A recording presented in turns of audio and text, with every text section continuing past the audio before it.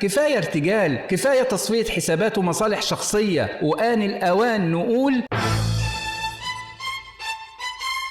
في 3 أسماء بيترددوا كتير جدا وسط المستأجرين: شريف الجعار، أيمن عصام، وميشيل حليم، طبعا مع الاحتفاظ بالألقاب. الأول متصدر المشهد وبيقول إنه بيوصل صوت المستأجرين، والتاني حصلت له أزمة وقت تصويت القانون في مجلس النواب، والتالت ساكت من وقت الجلسة ولا كأن حاجة حصلت. المشكلة مش في اختلاف الآراء، المشكلة إن محدش فيهم إحنا اخترناه يمثلنا. كل واحد دخل القضية من نفسه وبدأ يتكلم باسم ملايين من غير ما يرجع لهم. شريف بيه لما كبار الملاك أهانونا واتهمونا واتكلموا في أعراضنا علنا، هل وصلت صوتنا ببلاغ للنائب العام؟ للأسف لا. أيمن بيه بتقول إن صاحبك بلغ عنك وإنك عارف عنه حاجات من زمان، طب ليه ما تكلمتش من زمان عن التجاوزات دي؟ سكوتك طول المدة دي مش شهادة براءة، بالعكس دي حاجة تدينك أكتر، لأنك ساكت على ضرر واضح للقضية.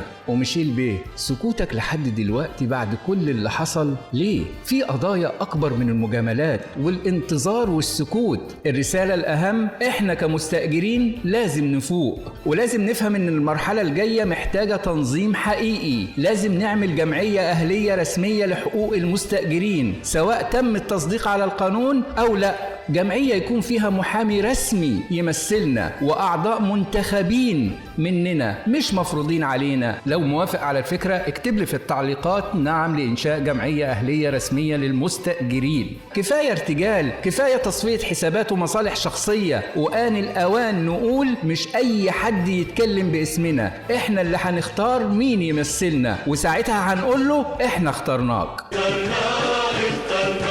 وده تكليف مش تشريف ولا فخفخة ولا ملك وجاه، حمل دين وهموم جيل جاي وأجيال جاية وراه.